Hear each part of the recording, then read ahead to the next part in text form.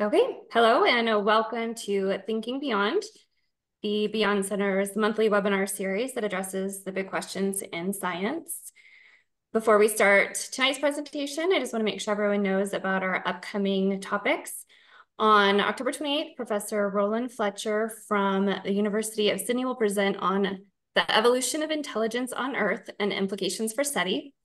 And on November 25th, Professor Sara Davies from the University of Queensland will give a talk called New Light on Dark Energy, The Mystery Deepens. For tonight's webinar, we will get to questions towards the end of the hour, but you can submit them at any point during the presentation using the Q&A feature at the bottom of your screen. So I will go ahead and turn it over to the director of the Beyond Center, Paul Davies. Well, hello, everybody, and thank you for joining us. And I'm really excited about this evening's presentation by my colleague, Sara Walker. I'll say a few words about her in a moment, but I would like to, first of all, see if I can share my screen, which I think I can, for the simple reason that I wanted to show this, which is Sarah's book. I neglected to bring one home to wave at you. So we'll be coming back to that in a moment. But let me get out of that, stop sharing, and say a few words about Sara. She is, as I'm sure regulars know, the Deputy Director of the Beyond Centre for Fundamental Concepts in Science. She's also a professor in the School of Earth and Space Exploration here at Arizona State University. But in addition, she's a fellow of the, what's I trouble pronouncing this, the Berggruen Institute, and a member of the external faculty at the Santa Fe Institute. She's received the Stanley Miller Early Career Award for her research on the origin of life, which is her principal interest at the moment, though her background is physics and cosmology.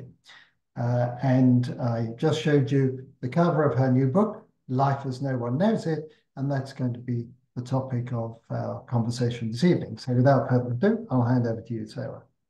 Thank you, Paul, and thanks everybody for joining tonight. I'm excited to be doing this Q&A. And it's also really exciting for me to be here with Paul because he's been a huge influence in my career.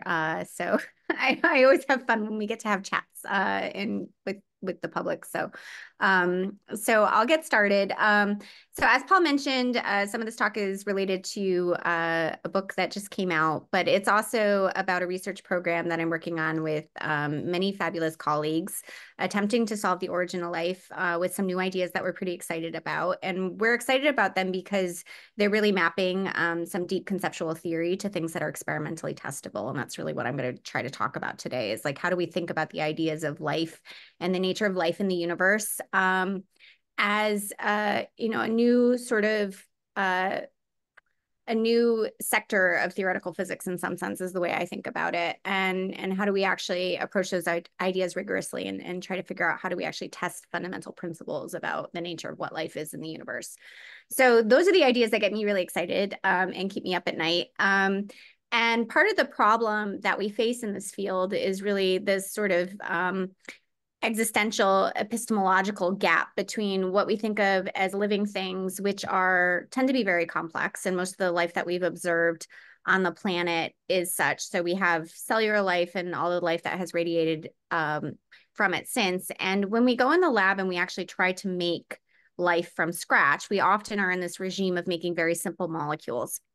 And no one's really cracked the problem of how we go from these simple molecules to something that is an evolving architecture as complex as cellular life is. And so this is really the origin of life gap. And when I was a postdoc starting to work on the origin of life as a serious problem, I got really interested in trying to understand the transition from non-living to living matter and how we might build theories to help us bridge that gap that might be experimentally testable. And so this problem has really driven my career. But as we get into thinking about that problem, there's a whole diversity of perspectives on the nature of life and how we can talk about defining life and what the challenges are with origin of life experiments. And these are across a whole range of perspectives. So I'll talk a little bit about some definitions for life that have been proposed. But I vividly remember going to a lecture by Andy Ellington at the American Chemical Society meeting. So he's an RNA chemist, and RNA is, one of the major macromolecules implicated in origin of life studies, basically saying that life does not exist. It was literally on his slide, life does not exist. And his motivation for saying that was maybe asking questions about defining life are not really useful in the laboratory to the origin of life chemist that wants to study properties of how life emerges. Maybe just understanding the chemistry and physics is enough, and the defining life is really kind of tangential to it. And, at that time, and I think still, he's really focused on just trying to build molecules that can evolve. And so this is sort of one of the core questions we have, is at what level do we actually have to talk about the properties of life being important in the discussion of origins of life?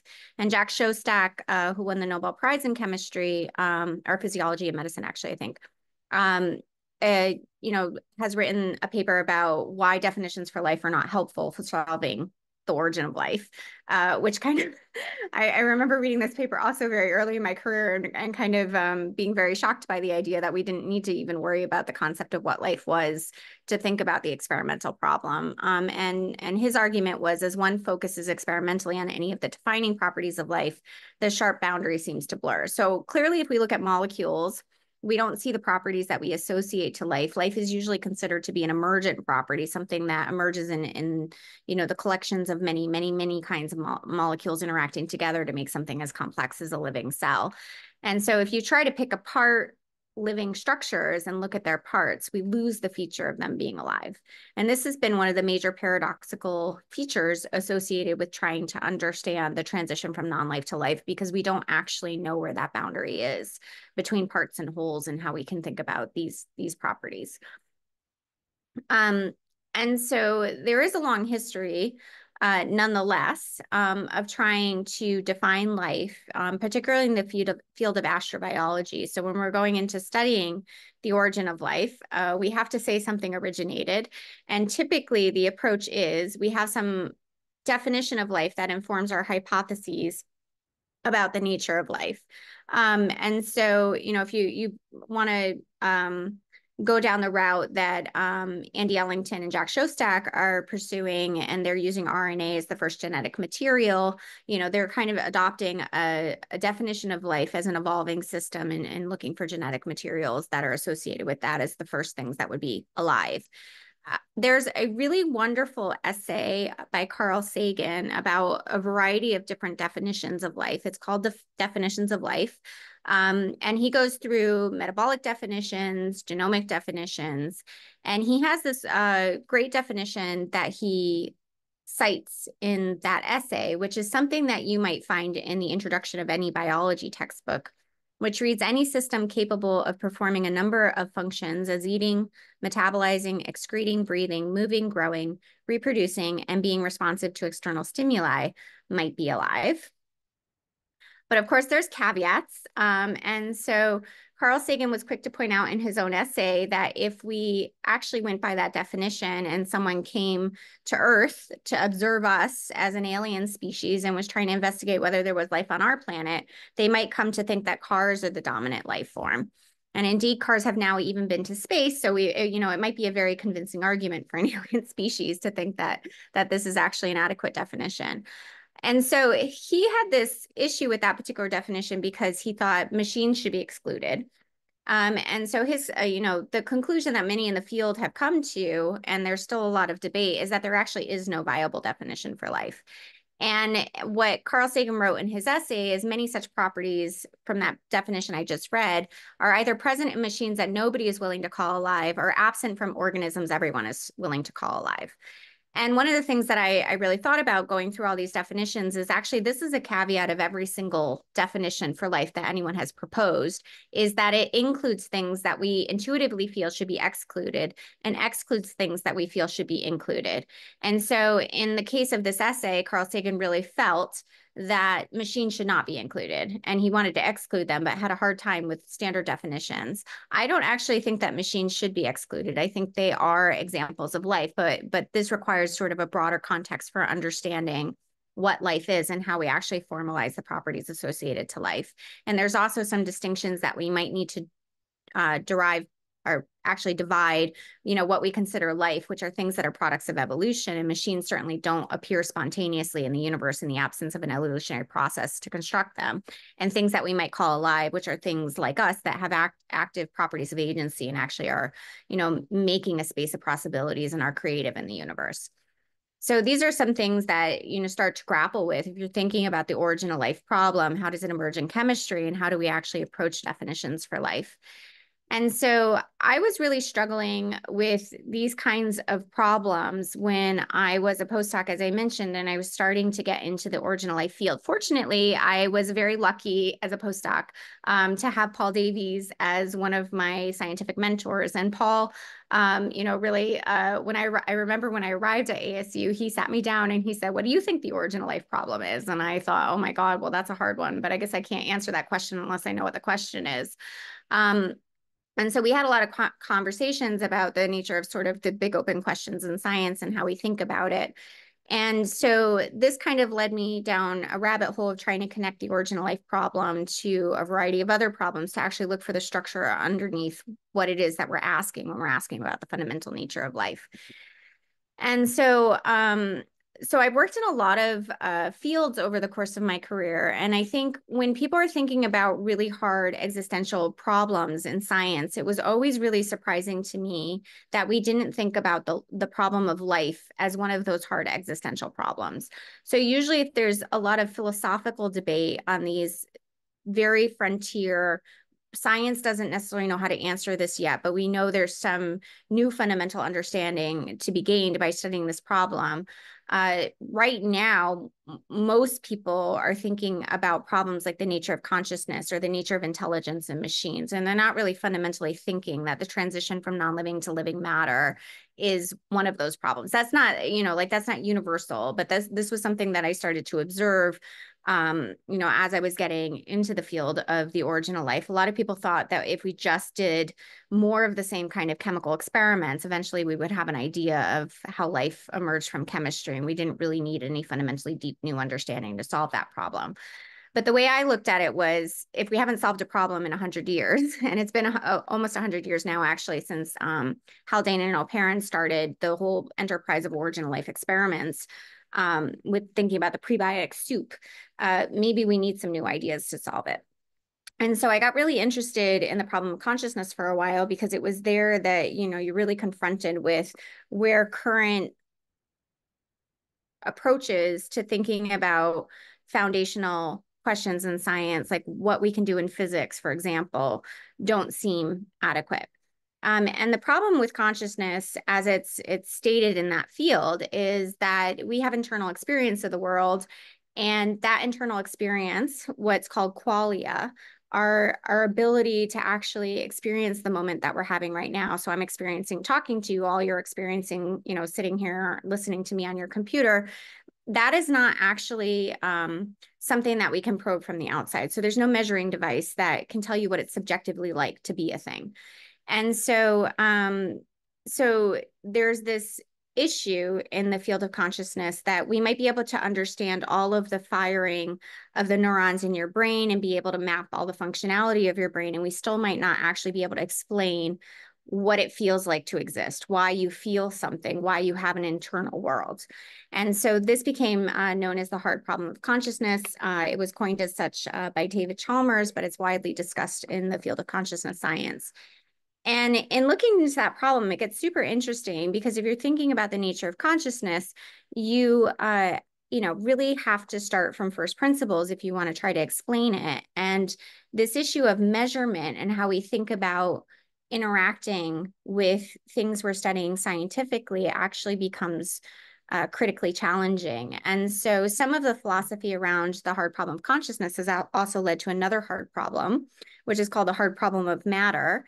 And the easiest example is to think about something like an electron, which is something in my physics education, I was taught to understand at a pretty deep level, right? So we have amazing theories of physics, like quantum electrodynamics, that can predict a lot of properties of fundamental particles and can do so with very high precision. They're actually some of the highest precision theories that we've ever been able to make predictions. But if you think fundamentally about something like an electron and what it is and how we understand its properties, an electron is a pattern of a regularity of interactions of some objects that we know exist in our universe that give reliable measurements for their electric charge and mass and spin that match the properties that we associate with an electron. We don't know what an electron is like outside of measuring it. There's, the idea of understanding what something is without interacting with a measuring device is not something that's scientifically accessible. And so this is sort of the fundamental statement of the hard problem of matter, is that actually we don't know what material properties are outside of their interactions with other objects. And this starts to sound a lot like the hard problem of consciousness. So you're kind of inverting it on its head to think about, this issue that we see with consciousness is actually a very deep foundational issue in the structure of science itself and how we think about how we interact with the external world and what we can know. And in thinking about the hard problem, I was actually interested in and sort of obsessed about at that stage, which is the hard problem of life, this issue of how non-living things become living things. There is also a parallel in terms of what that problem offers that indicates some challenges we have as scientists to really understand reality more deeply than we have in the past, in the same way that the hard problem of consciousness and the hard problem of matter are challenging our current conceptions of how we do things and how we understand them. And with the hard problem of life, the real critical issue there, and this is something that I explored with Paul very early in my career when I was a postdoc working with him, was the issue of how it is that what we call information patterns in the physical world can actually have any kind of causal influence. And so just to give an example of that, like I'm speaking words right now, right? And so words are, they start as patterns in my brain, and I can articulate a thought, and then that thought comes out verbally and it's going to get picked up by my computer. And I'm going to tell all of you to wave at your screen right now. So I can't see you all, but I'm hoping some of you are waving back at me. And so how is it that sort of an informational pattern, the words and the thought that I had, actually traveled across space and time to all of the disparate locations that you were all in and actually caused something to happen in the physical world? So, there are debates in the foundations of science about the nature of that process and whether it's reducible to current physics or not. And my perspective always was that if we really want to account for these kinds of properties of life, whether it's the information encoded in DNA that causes structure in the cell to adopt the conformations it does, or patterns in human language and thought that actually seem to have causal consequences in the physical reality we live in, that we need some kind of different description of nature that treats abstractions, things that we feel are like so far in the history of humanity have seemed unphysical, treats them as physical things. And so this gets into really where I started getting really interested in the nature of life as really truly being a frontier in physics, because if you want to explain the physics of life and you want to get into life and mind and explain these as physical things, we have to start thinking about things that we have traditionally through all of human history thought of as abstract, as actual physical entities. And so these are the hard problems. I've been really fortunate to get to work with a lot of people that are kind of obsessed with hard problems like I am. But the sort of hard problems that I review in what I was talking about in the book are the hard problem of consciousness, that existing feels like something, at least for us. So I hope all of us in this conversation right now are, feel like we're existing and are having an experiential moment. There's a hard problem of matter, that nothing can be observed to exist outside of interactions. That's what I was talking about with the electrons. And the hard problem of life, that abstractions or information seem to matter and actually causing what can exist. And so these seem to me to be deeply related to the nature of existence itself and why some things exist and not others. Consciousness has to do with what it feels like to exist. The problem of matter is about our relations to other objects and what we can actually observe existing in reality with us. And life is about how some things can be caused to exist, how new structures can emerge and others cannot. And so an example there, which I don't think I'll give a lot of examples of some of these abstract ideas in this talk because I want to leave room for questions at the end, is thinking about rockets, which is an idea that has existed as an abstraction in human minds for centuries. And it wasn't until we also developed the technology and the infrastructure and a knowledge of gravitational physics and a variety of other things across different sectors of human society that we could actually make them as physical objects. But this seems to be a much deeper and more universal phenomena that life does, these incredibly improbable structures that are not forbidden by the laws of physics seem to be constructed over evolution and learning, and that is actually the nature of how they can come to exist. And so this became sort of foundational to me in my thinking about this question about the nature of life. And so for anyone that's trained in physics and starts thinking about the nature of life, usually you're handed Erwin Schrödinger's book, What is Life? Which he wrote in 1944 after a series of lectures at the Dublin Institute for Advanced Studies on the topic of life. And my favorite part of that book is actually at the end of the book, where he, goes through all of these arguments about what physics can and can't say about the nature of life.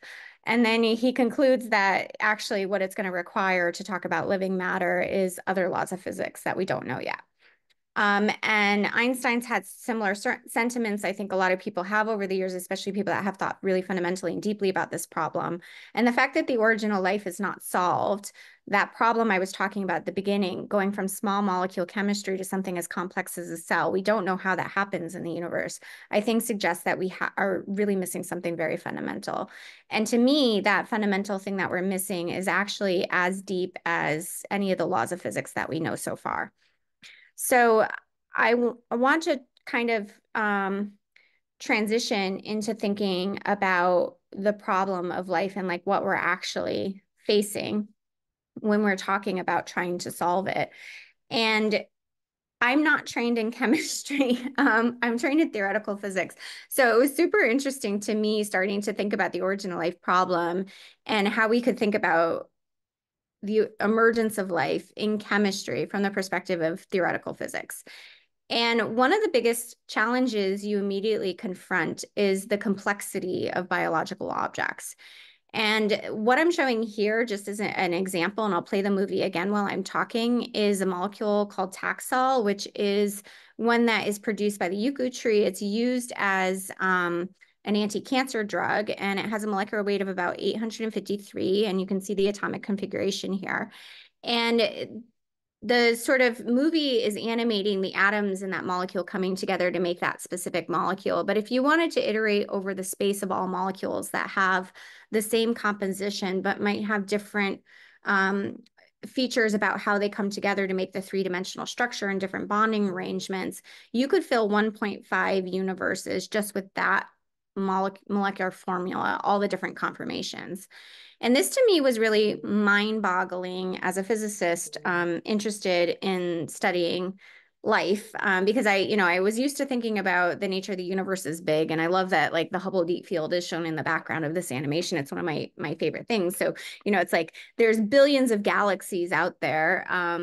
And, each one's got billions of stars. So surely life must be out there somewhere in the universe. And you take one molecule like Taxol and you say, what is the possibility space that could exist that is similar in some way to Taxol? And it fills 1.5 universes. And so the real challenge here is we know planets can explore chemistry. They can make different kinds of molecules, but chemistry is so big. In terms of the number of possible molecules that could form out of the periodic table of the elements. It's bigger than astronomically large. It's this like gigantuan combinatorial space that humans on Earth can't even estimate how large it is. If you go into pharmaceutical drug design companies and people interested in making better molecules, like this is a frontier challenge because they don't even know how big this space is. So you think about planets making molecules, they can't exhaust the possibility space. And this became very striking to me because if you think about life is making very complex structures, molecules like DNA, cellular architectures, proteins, and then those get elaborated on obviously to make cells and collections of cells and multicellular structures, and eventually things like human societies and rockets, right? And all of these structures are deeply improbable, and they exist in a huge space of possibilities that if the universe was trying, this is a very anthropocentric way of talking about it, I don't mean it anthropocentrically. If the universe was exploring all possibilities exhaustively, there are not enough resources or time for it to generate every possible structure.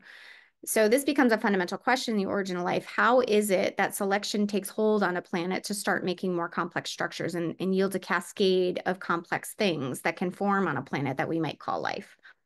And life, whatever it is, exists in this kind of very large combinatorial space. And that's the physics that I became deeply interested in, is why do these things exist and not other things? And what is it about the selection and history and information in these objects that allows some things to come to exist and not others?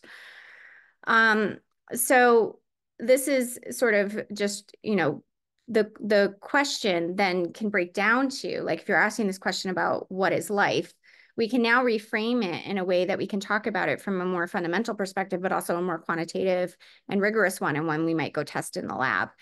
And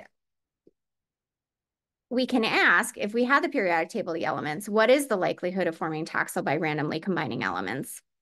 And I think chemistry is hard for many of us because we don't know bonding arrangements and molecular conformations. And, you know, there's all kinds of stuff going into a molecule that is, you know, requires a lot of thought to actually estimate those probabilities. And as I mentioned, we don't even know the size of the possibility space. But we can do a thought experiment that hopefully makes it a little bit more intuitive. So these are the building blocks shown here are the parts of Lego Hogwarts. So if you go into, you know, like your local store and you want to buy the Lego Hogwarts set and you throw it on the table in your kitchen and you start shaking the table, you know, what's the likelihood that Hogwarts is going to spontaneously assemble itself? I think most of us would say that it's never going to happen. Most physicists, and this is sort of the standard canon in theoretical physics, would say it's a very small but finite probability. It will happen eventually. If you could sit there, you know, for an infinite amount of time shaking it, eventually the things would just stick together just right and make it. And I actually think that that's fundamentally not right. I think it's actually impossible for complex objects to form spontaneously. Now here in this example, we already have a human agent shaking the table, but if you imagine a planet, you know, and you were just expecting it to happen randomly by a bunch of random stuff sticking together all at once, I think that is, you know, to form something like a human. Could a human fluctuate out of the geochemistry of Mars? I think that's actually impossible. And so the way that we've come to really understand this is to think about evolution as a stepwise sequential process that has to build on prior structure. And if we want to get to something like Hogwarts, we can talk about sort of the minimal construction history necessary to make Hogwarts by looking at these pieces and trying to think, if I took two pieces and I stuck them together and I could take another piece out of the pile and stick them together, what would be the shortest path for making Hogwarts? And part of the reason, and so this becomes a really fundamental feature of the theory that we're working on, which is called assembly theory that I'll introduce in a minute. It gives you a lower bound on sort of the complexity of the construction of that object. And so for something like Hogwarts, that minimal path to build it with all these parts and all the intricacy of the castle, is quite large. If I had just said, you know, what's the likelihood of this big flat gray piece sticking to the red piece and making a particular structure out of that, like that's something that might happen when I'm shaking the table. So the structure of like the minimal path to construct that is just sticking two things, and you have to know the right way of sticking them together, so it's very low. And so this allows us to kind of rank the complexity of objects by how hard they are to construct among a minimal root, and becomes foundational to the theory that I'm going to introduce about how we think about formalizing life. It's basically, if the universe has to constrain the possibilities to a certain degree to make this object, that tells you how much selection is necessary in that like very large combinatorial space was necessary for that particular object to be built over time. And this becomes a way that we think about formalizing the physics that might explain the origin of life, and how we can talk about life more fundamentally as the amount of causation and information necessary to construct complex objects. And so in standard physics, as I mentioned, we would say that some objects can form by chance. but they would have a really, really, really, really, really, really low probability. So someone might talk about exponential time for Hogwarts to spontaneously emerge out of that randomly shaking table.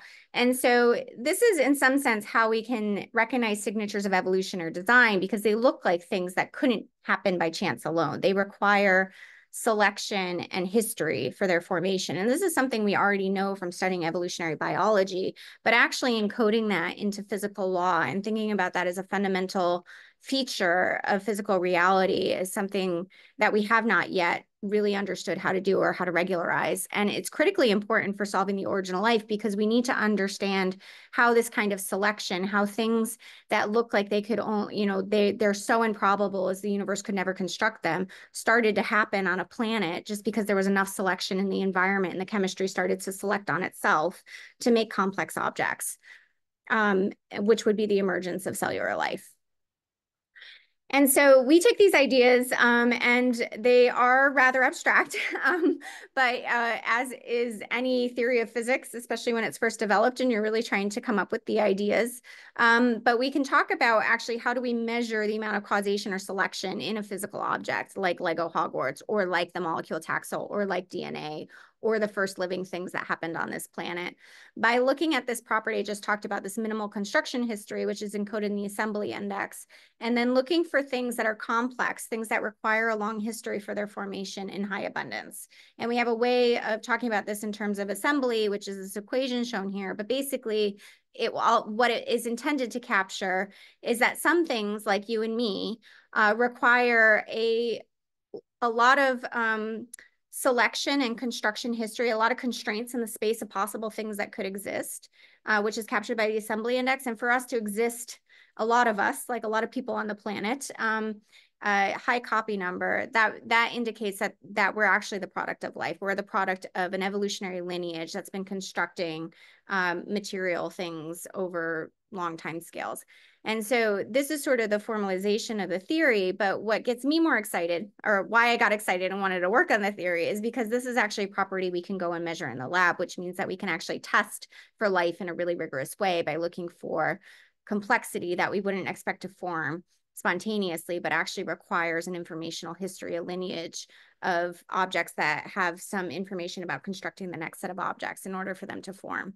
And so the way we do that is actually looking at assembly index and molecules, and you can measure it with a mass spec. So this is data from Lee Cronin's lab, and Lee was originally the one that came up with the idea of assembly theory by looking at molecular data and trying to figure out how he was going to measure the origin of life in the lab.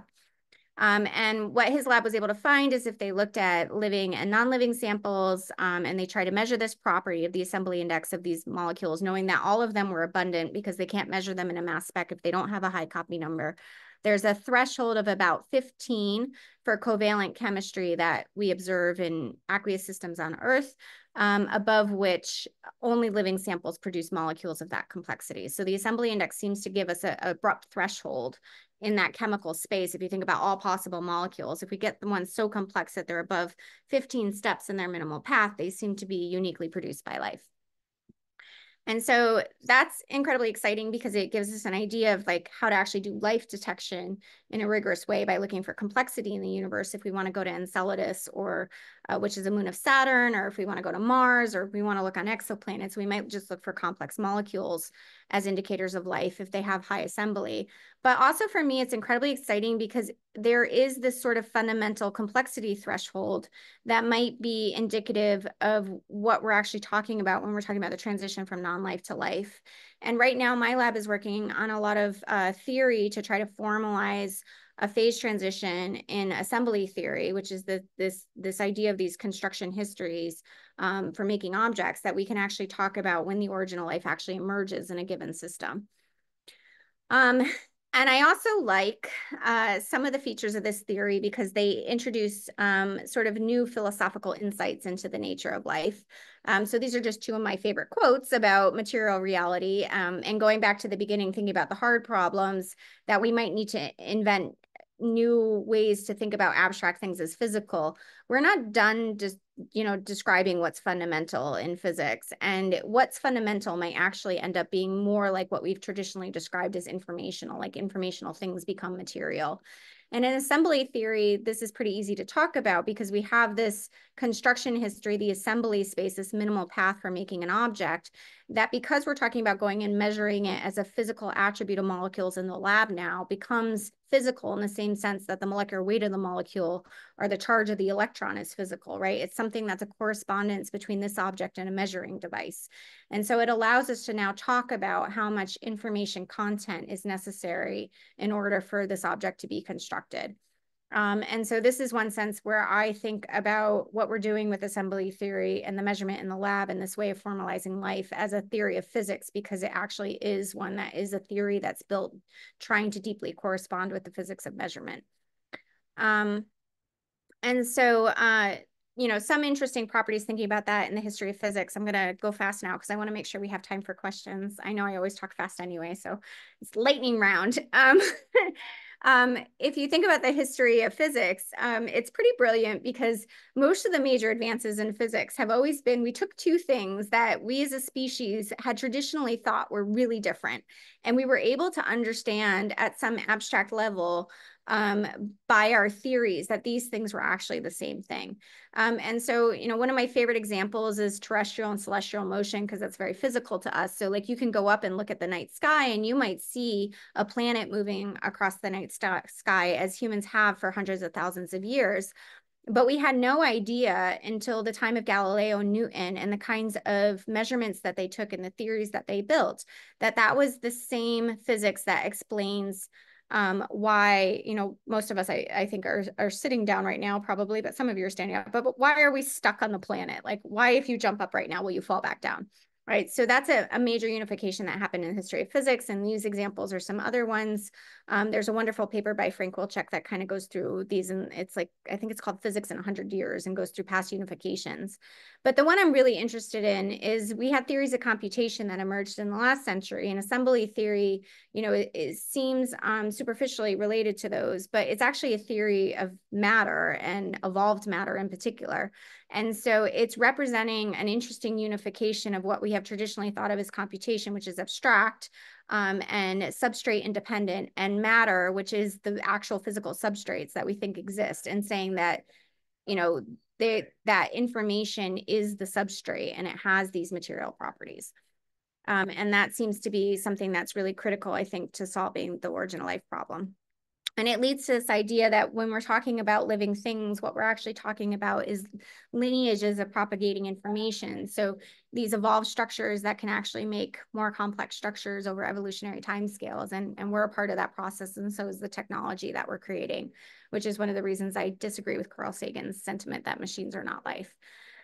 And so I also get excited about thinking, you know, about our current context. I think when you do science, especially at the deep level of foundational science and trying to think about new ideas in the next frontier, you can't lose sight of your place in history, because it's critically important to understand how science has developed it over history, and also like the ideas that we're working on now, what is their long-term impact and what will they look like to generations to come. But it's also interesting just thinking about the notion of fundamental, and I sit here trying to propose a new fundamental theory, and that fundamental theory, I also recognize that humans throughout history have proposed different ideas of what's fundamental, and it usually seems to resonate with the technology we have at that time, and also our ideas about how we think at that time. And when you're studying living things, you know that the amount of understanding of the world changes as systems evolve, the amount of learning, like evolutionary learning that we do. And also our perception of the physical world changes as we evolve. So billions of years ago, you know, cellular life couldn't detect photons and then evolved the ability to, and eventually that evolved the kind of eyes that we have now. And we've developed telescopes and microscopes as part of that evolving lineage into our technology that allow us to see the world even in a richer way than we did biologically. So they allow us to kind of see more of reality. And so I kind of have the sense that what's fundamental is actually limited by our current technology, and it's itself an evolved property. And so I like some of these features of assembly theory, allowing us to talk about those things in a more natural way, because you can actually see some of that structure emerging as part of the theory about how evolution allows new possibilities to exist over time, and how that horizon gets larger as objects get more and more evolved and deeper in time. So this is sort of the final part, which is about, the experiments for solving the origin of life, which is the whole reason that we're developing the theory is we actually want to do experiments. And the experiments are being pioneered by Lee Cronin and his team. He's got a big team doing digital chemistry at the University of Glasgow. But I really got convinced working on thinking about the origin of life in the lab that if we really want to solve the alien life problem, which is my other sort of passion as an astrobiologist, is thinking about detecting life in the solar system or on exoplanets, we might actually need to think about the alien life problem as a laboratory science. And that actually, when we're talking about solving the origin of life, we're talking about looking for alien life in the lab out of this huge space of chemical possibilities. So traditionally, we've looked out in the universe and we say, where is life out there? And that image I just showed was the Hubble Deep one of the ones from the Hubble Deep Field, which is about the size, like if you held your pen up right now and you had the pin tip at like the end, it's about that size on your night sky. So it's very tiny and disappears into the background. And that's billions of galaxies, as I mentioned. And there's billions of stars, as we see here when we actually look at our sky. And we have a really good explanation for the large scale structure of the universe and why we understand those galaxies are there and how they formed by studying cosmology and understanding the evolution of the universe. But to be able to do that, to understand cosmologically, the large scale structure and the distribution of stars and also even distribution of planets and like the processes that power stars, we've had to do experiments on Earth. And so I started my career doing early universe cosmology.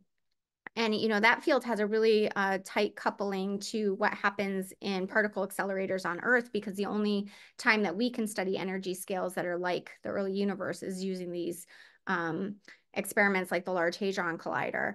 And so the sort of pitch for solving alien life is there's a huge chemical space, right? Taxol is one molecule out of 1.5 universes of volume of possible molecules. And that's just one, right? Like, so if you think about DNA or proteins and they're huge molecular weights, they exist in this entirely huge space. So how are we going to search that space? Here is all of the chemistry in our biosphere. So this is sort of a network that my lab has generated that's representing global metabolism and is all the molecules that are involved in metabolism in any organism on Earth. So it's a tiny piece of that. And so how do we evolve another system like that, searching this huge volume of chemical space? Well, we need to think about maybe, the biological Big Bang and the evolution and starting it in an experiment all over again. And so what we're trying to do right now is actually raise interest and even capital to try to do large scale origin of life experiments, building on technology that was built in Lee's lab. So this is a movie from Chemify, which is a company that's trying to digitize chemistry to actually look for alien life in the lab. And so with that, I am going to conclude so we have some time for questions. I'm sorry I ran a little long. I want to thank my collaborators, so in particular Lee Cronin and his team, and also I have this amazing lab at ASU. They're absolutely fabulous, and also Paul for all of the inspiration. Okay, I will stop sharing now. Thank you, Sarah. You should have talked faster. You'd have covered I know, I'm so sorry. I could if you really wanted me to, Paul. We've got lots of questions. They've been tumbling in, and we received some ahead of time. I just want to get in with a couple of things because for me, the take-home message from all of this work on assembly theory is that this number 15 seems to represent a threshold from non-life to life. But turning this into the problem of how did life begin, let's just say here on Earth, do you think that there was a threshold? Do you think it was just a sort of seamless uphill trudge of chemical complexity with no particular sudden transition? Or was it like a phase transition? Was there something happened one day and suddenly, bing, life popped into being? So you and I have talked about this a lot, and I've gone both ways throughout my career, but right now I actually do think it's a phase transition, and I think it's really abrupt. Because that 15 does suggest there's something distinctive. Yeah, but I think the size of the amount of chemistry you need to mediate the phase transition is larger than we think. And I've argued, you and I have also debated a lot about whether life is a planetary scale phenomena or not, but I think it requires like a geochemical engine about the size of a planet to mediate this phase transition. But I think that will come out of the theory and experiments. Like I think we're pretty close to formalizing some of the features of the abruptness of that transition and how assembly theory allows formalizing it. And then the question of the scale of the transition, and then what is the actual threshold number and assembly index for different kinds of systems or things that we're trying to work on. I don't think 15 is a universal number. I think that's very specific to covalently bonded chemistry of the kind that we find in Earth life, but that threshold would look different in different kinds of materials, like in minerals or in the chemistry that happens on Titan potentially. So we actually have to understand the theory and the measurements better to be able to make more predictions about what the original life threshold is and what kinds of systems are likely to cross that threshold, and then how likely it is for those systems to cross it. Because I don't think it's a very probable thing. It's like a fluctuation, and then you get this phase transition. Now, one of the questions that's come in is about viruses. Are they alive? That's an old problem. Now, if you're going to define life in terms of the assembly index, I assume the answer is yes, because it's going to check all the boxes. Is that right? Yes. So I didn't talk about it too much in this talk, but yes, I do think viruses are life, but I would make a caveat, and I wrote this essay with Michael Lockman several years ago about the difference between life and alive. And so the way that I think about it, and I don't know that Michael necessarily agrees exactly how I think about it, even though we share a sentiment, is that life are the things that require evolution in order for them to exist. So there had to be some evolutionary history in order for this object to be constructed, and a virus certainly fits that. But things that are alive are in some sense creative, like they're actually active participants in the process of propagating information and building new things. And viruses don't have that property unless they're part of a cell. So like independently, they're kind of more like I don't know, like an artist's paintbrush or something. Like together they can be creative, but like on its own, it's kind of inert. But the paintbrush I would still consider life too, just like I would a virus, because paintbrushes don't happen for free. Yeah. Right. Well, now you've encouraged us to sort of think very broadly about the nature of life, not trying to box yourself in too much. And we have a question from Barbara Temple, who usually gets us thinking about does life have to be basically instantiated in matter, in particles, in chemistry? Can we imagine something like quantum waves or some other type of physical substrate that would have the necessary complexity? Are we stuck with chemistry? No, I don't think we're stuck with chemistry necessarily. So I think like things like memes, which seem very abstract, are very much living structures. So it's more like life is not about any of the sort of material substrates. It's much more about the sort of the way that those things exist across time and like the necessary amount of time for them to be made. And I'm talking much more about like a causal time than a clock time, but this kind of idea of the construction history. So if it's the case that structure can't happen spontaneously, like the universe doesn't have the informational imprint to generate that object at every point in space and time, then it has some attribute you might associate with this sort of informational dimension that has to happen by this object being constructed across time. And that's actually the property we're talking about with life, but it's not specific to any kind of material substrate. It isn't like, to me, it's a material, like time is a material in these objects, but it's not, it can be a feature of any kind of object that you might measure other ways. Like any object that we measure, interact with, you have different measuring devices, you can measure different attributes of it. And I would say life is associated with this particular property of causation and how much causation is in it through time. And so it can be a feature of many kinds of other substrates, but that's the substrate that we're talking about when we're talking about the measurement of life. One question we can answer immediately. You were talking about filling the universe with molecules, and somebody said, "Well, what's your definition of universe?" And I assume it's the volume of space that we can currently access with our About the Hubble instruments. volume. Yeah. But I think like for me, the universe is an emergent property of like all the things that we can observe. It's not like a static structure that's out there, but that's, I always do these things where I fold our perception of things into the way we talk about them as objectively existing outside of us. But I did technically mean the Hubble volume. That's what I thought. Now, somebody's asked about water, and of course, we're told, I mean, NASA says follow the water. Clearly, is liquid water absolutely crucial to life as we know it? Does that figure anywhere in assembly theory? So I think the place where those kind of things come in is that what kind of bonds can form.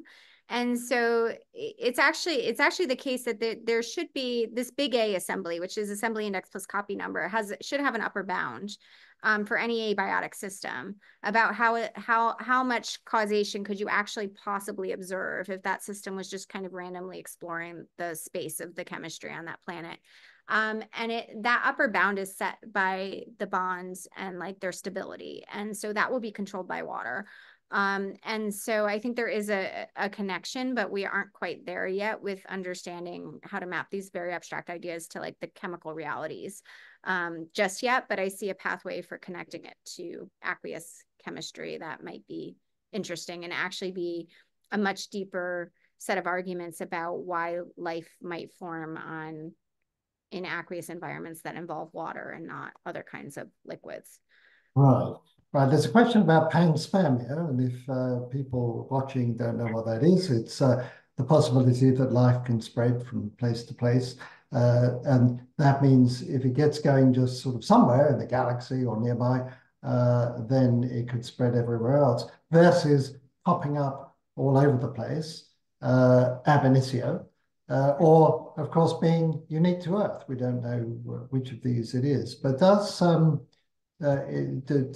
the panspermia set of ideas connect with anything you're thinking about with assembly theory? Not at the moment. I always thought panspermia is really interesting, but I don't take it as like, I don't take it as a first principle starting point. I take it as something that you might explain if you had a sufficient theory of what life is. And so the place that comes into my thinking, which I didn't talk about in this talk, is really thinking about sort of the current moment in the evolution of our biosphere and what kind of technology we have and where we're going. And I have very much a sense that like technospheres, emerge from biospheres. So if you think about like the global integrated biological system of all the species on this planet, and now you're layering technology on it. But it's not until then that you could actually have life move off planet and reproduce in some sense. So because I have this sort of planetary scale view of life, I like to think about planets reproducing themselves. And that's where I start getting into panspermia. But it's much more of like a philosophy that I'm experimenting with about sort of the current context and how we think about the future of life on this planet and what happens with it. And also it plays into some ideas about the nature of life across scales and the fact that, we've had these sort of major evolutionary transitions in the history of life, going from molecules to cells to multicellular society to language, which built globally integrated systems. And those systems are now enabling potentially life to get off planet. So I think it's not that major transitions are just in the past, but we can actually think about them in the future. Now, we're getting a lot of questions about extraterrestrial life, extraterrestrial intelligence, techno-signatures, the Kardashev scale. Nicolette, in particular, has sent a lot of questions. I guess we may get into that with the next Thinking Beyond, so we shouldn't devote too much time to it here. But if I take a specific question, and let me pull this up, then so the Kardashev scale, for people who may not know it, is a way of it's a type of technosignature by looking at the energy expenditure that a super civilization might have, and a way of categorizing that, whether it's planetary scale or galactic scale and so on. Do you think so? I'm going to turn this into a question really about what you've been talking about. So in assembly theory, it's a sort of combinatorial argument, but there are two things that go into a more traditional type of physics discussion. One of these is energy, which is what the Kardashev scale is all about. Is life really about, does it need energy? Does it process energy? Is energy a way of quantifying life? And that's one. And entropy is the other. So we have a question about that. Where does that fit in? Can you define the entropy in the assembly space and so on? Do you have anything to say about the energy and entropy dimension of life? Yeah, those are things that we're working on. And I think Lee would have a lot more to say about some of the features of that than I do at the moment. But it is the case. So actually he's working on energy considerations and like in particular how we map to thermodynamics. So like specific heat has some like really interesting and weird properties in assembly theory, which is obviously very relevant to thinking about chemistry. But I think entropy is a little bit easier because like when you're talking about entropy, you're usually you don't care about the possible ways of making configurations of matter. You just care how many there are that might have an equivalent measurement, right? Like temperature, like how many ways can you put all the particles in the box and measure temperature? And I think that really works if you don't have any constraints or history or memory to like actually necessary for making those. So it assumes this kind of model where you can fluctuate between any state at any time, and they're all sort of equally probable in that space. And then, and so I think if you think about like the way that you could formalize it is entropy is the no memory limit of assembly theory. And so if you had no objects that had no assembly and you would actually recover sort of entropic arguments. But what happens in assembly theory is these causation and these paths start to matter. And so the fluctuations actually constrain the space quite a bit, and they're encoded in the structure of the assembly space. And so those fluctuations can propagate only along specific trajectories instead of exhausting the entire space all at once. So it's an easy way of breaking ergodicity and some of the problems that we have with entropy explaining life. And so they're related, but entropy is kind of, if you remove time and history, you can recover entropy. So there are a lot of questions, a lot of interest in consciousness and Yeah, of course. even the soul. We have a question about, if can you have life without consciousness, consciousness without life, souls without life? Yeah, I'd like how to does know. somebody, I mean, so you were talking about the hard problem of consciousness, and that got you into the hard problem of life. But does assembly theory have anything to say about consciousness? I think so. I mean, we haven't written any papers on that except what I put in the book, but I have thought about it quite a lot. And the sort of structure I see there, which is a much longer term project to make it a scientific one, is that this sort of idea of taking the assembly space as a serious physical attribute of objects leads to some really interesting consequences as those objects get larger and larger. And so I think things like us that are conscious just have very large causal histories embedded in the current structure. So if you think like you have all this time that's necessary to construct something like us over evolution, and then all of that time is now rolled up into like a very small volume of space in a human being, in a brain. Like there's a lot of room in there. And I think in this sort of extra causal dimension that assembly theory elucidates, and I think that's actually what affords space for an internal world. Now, there's a question that comes up all It's the just time. time. Sorry. We've only got time for one more Okay, question, but great. this is from someone who wants to know about life running on different substrates. So with assembly theory, it doesn't commit to a particular type of chemical Yeah, system. that's And presumably, if we go to some other planet and there's totally different form of life, it still provides a useful measure. mhm. And Yeah. so for me, the interest is always, can a clever student sit down and derive this threshold of 15 that seems to come out Yeah. of the experiments? Is this something that would be part of the combinatorial universe, that you would be able to say whatever it's made of, wherever you would find life, this would be the threshold? Are you anywhere near being able to get at that Yes, on I think so. Yeah, we talked about that's the phase transition. And there is a clever student working on that at my lab right now, whose exam you're going to sit on Wednesday. But yeah, I think it is something that can be derived. And as I already mentioned, for any given system, I think it depends on the kind of interactions that are possible to construct objects. So obviously in chemistry, there are bonds, but if you were talking about a different substrate, you need to understand sort of what is the physical mechanism for these things combining to make higher order structure. But as long as you understand that it's a combinatorial system, whether it's language or atoms making molecules or atoms making minerals or genomes, you can apply the theory with certain sets of principles and be able to derive, what is the boundary where selection is necessary in historical, like what we would call life is necessary for these structures to exist in that substrate. So I think life is very much substrate agnostic, except, as I said, I think the substrate is actually this temporal informational component captured by the assembly space. So that feature just happens to exist in a lot of things that we would have traditionally called material substrates. But so yeah, it could be chemistry, it could be language, it could be all kinds of things. I think the original yeah.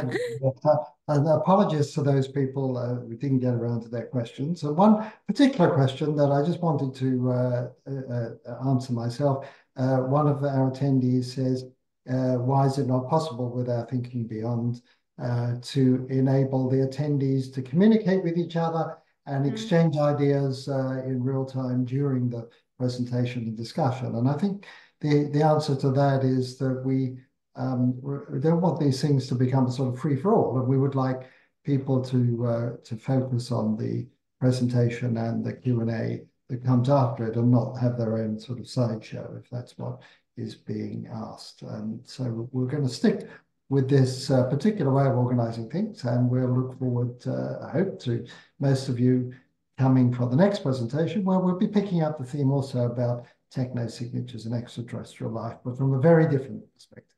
So just remains for me to thank you, Sara, very much for, as always, a thought-provoking presentation, and thank all our attendees for their wonderful questions, and see you next time. All right. Bye, everyone. Bye.